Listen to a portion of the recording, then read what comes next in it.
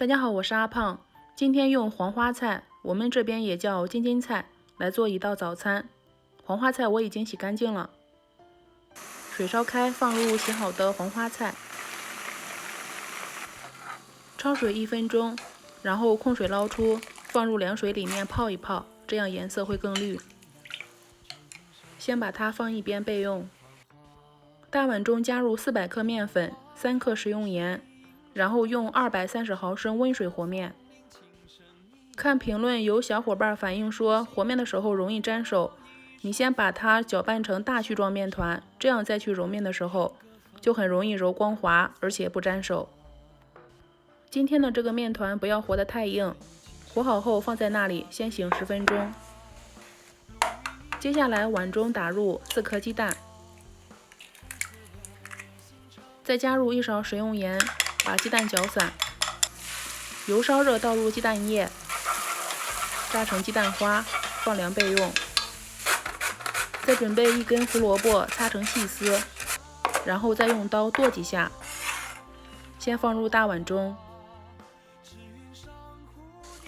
黄花菜不烫手的时候，挤干净里面的水分，一定要挤干净一些，然后再用刀剁碎，不要剁得太碎，太碎的话会影响口感。再准备一些木耳，提前泡发，也把它剁碎。接下来先倒入食用油，形成油膜，防止黄花菜出水。再把放凉的鸡蛋花加进来，现在开始调味，加入鸡汁、蚝油、白胡椒粉、食用盐，搅拌均匀就可以了。案板上撒入干面粉，取出醒好的面团，再揉一揉，揉上劲，这样做出来饼皮会劲道一些。底部收圆后，中间戳一个洞，用刀切开，再搓成长条，最后分成均匀的面剂子。接下来再把每个面剂子揉一揉，搓一搓，底部收圆。收好之后先放在那里不要动，盖上盖子，再松弛5分钟。面团松弛好后，两面裹上干面粉，再用擀面杖擀开，擀成厚度约1毫米的长方形面片，把调好的馅料放进来，用筷子均匀的铺开。